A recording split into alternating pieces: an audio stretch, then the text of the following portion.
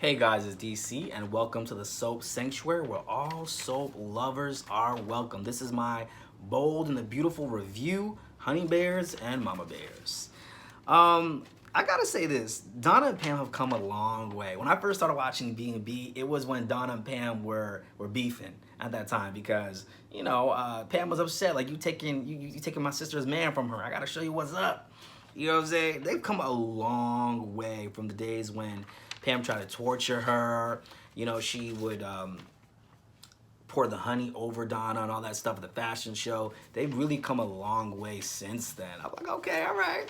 And Pam had a good point when she was like, I thought you were the wrong woman from back then, which I was right because he was married to my sister, Stephanie. So I'm like, yeah. I was like, that's right. You tell her, Pam. That was a little bit of shade you threw at her. And I was like, because it was accurate. I mean, she was right. You weren't the right woman. He was married to her sister. So why would she have condoned that? Why would she ignore that aspect of the history? You know what I mean? And I gotta be honest, guys, I can't take Eric seriously. I don't know. I can't take Eric seriously as a character. I feel like without Stephanie, he has no purpose. He just jumps from woman to woman, mindlessly going from each woman to woman. Like, I feel like Eric gets married as often as we as people change clothes. I can't take it seriously there. I can't take Eric's character seriously. I can't. I just really can't. I think it's like maybe around 2012 I just stopped taking his character seriously. I just can't. I can't take his character seriously. And I don't even know what has Eric contributed. When I'm just jumping from woman to woman. I just don't get it. What has Eric really contributed, honestly? I don't know. I don't get it. And that's my thing too with Quinn. Quinn and Eric's now divorced. And now he's with Donna. And so what, now he's gonna marry Donna? Is that even a man you can even trust? You're gonna be his wife from like 2 seconds. So I guess enjoy it for the time being, but like that's it. I think anybody who marries Eric, any woman who marries Eric Forster gotta know you're only gonna be his wife for a limited amount of time. Like when, the Taco Bell's, McDonald's commercials say, yeah, we've got this, a chalupa, only for a limited time only. That's what it's like to be Eric Forster's wife. It's a limited time only, okay? It's a limited time only. It's not gonna last. It's just not gonna last. Quinn is probably the longest running, I felt like, Forster wife besides Stephanie and maybe possibly Brooke. And I was honestly at the point where I was, before all this stuff happened with Carter, I was starting to really take the relationship seriously. I was like, wow, she can really be that kind of Forster matriarch. But I felt like Brooke should have been the Forster matriarch.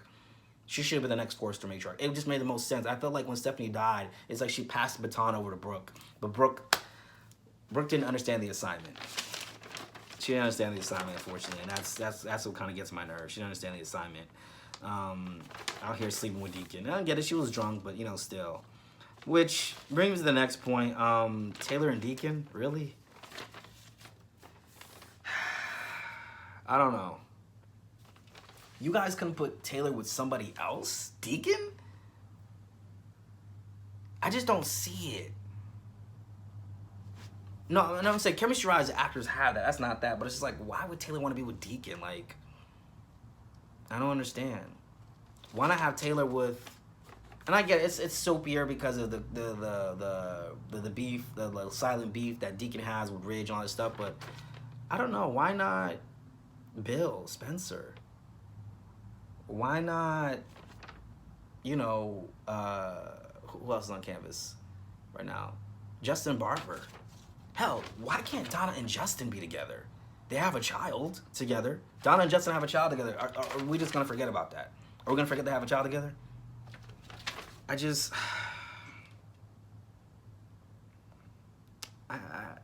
don't understand. I just don't understand that aspect of it. I just don't get that aspect of it as to why Donna and Justin never been able to be together. And we can see, because here's the thing: you can put a couple together without always having to be a romantic breakup that causes issues in relationships. I don't know if the writers realize that. It doesn't always have to be a romantic aspect of things. Is that not possible, or?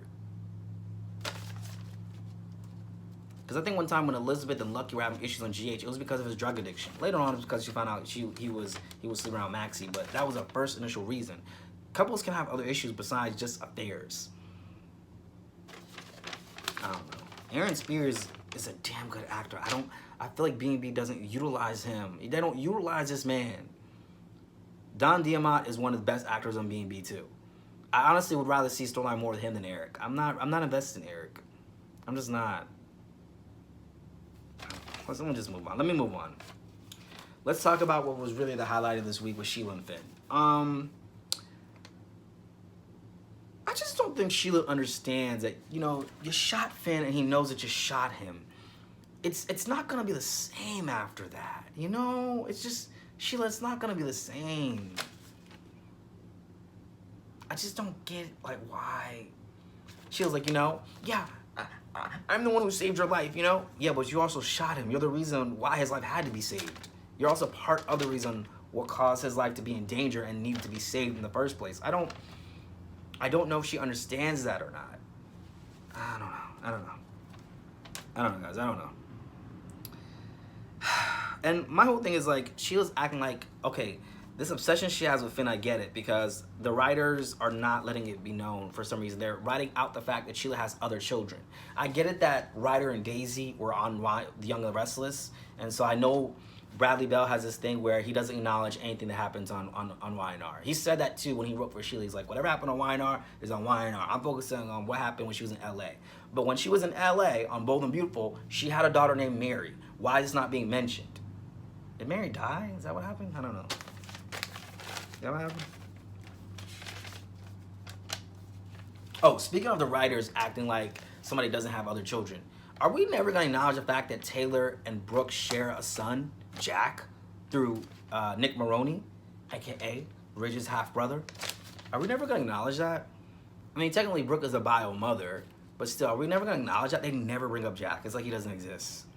It's like the writers are trying to forget that storyline ever came up. You know, where Taylor was implanted with a surrogate's embryo because I guess she couldn't have kids, and it turns out the surrogate embryos were Brooke's embryos, right?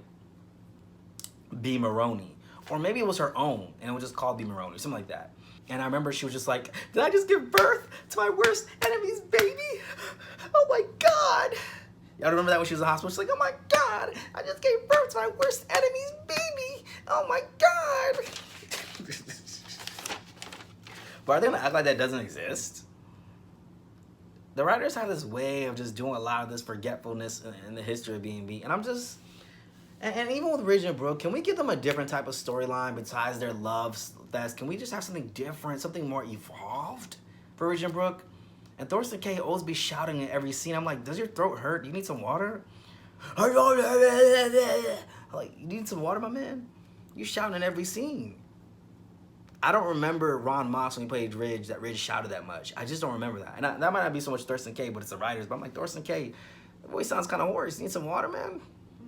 You need a bottle of water?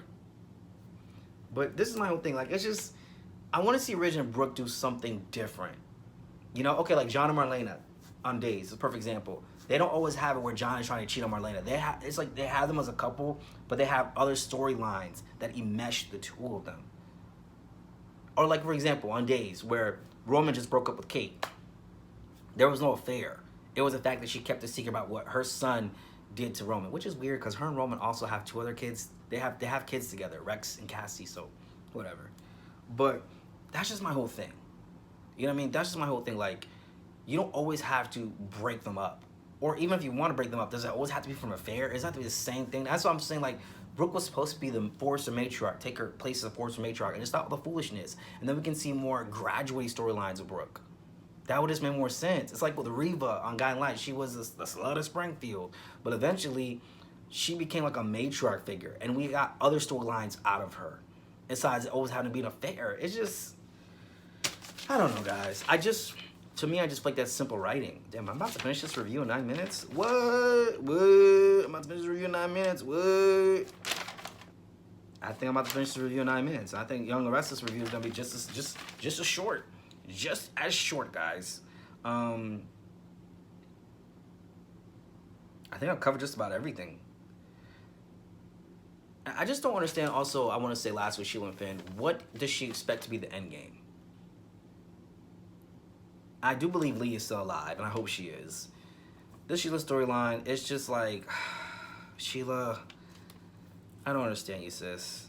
It was one thing if Finn didn't remember that he shot her, which I would have preferred it went that route. But it's just, yeah, I just can't. I just can't. This Mike Guthrie guy, I'm guessing he loves Sheila. That's why he's doing all this stuff. Anybody who likes Sheila, they got problems. I would question them. I would question their mental sanity. Sheila don't even mess with you like that. She's just using you. I don't know what to say. Well, guys, that is my bold and beautiful review. Honey bears and mama bears, guys. And I will see you guys on the next one. I'm out.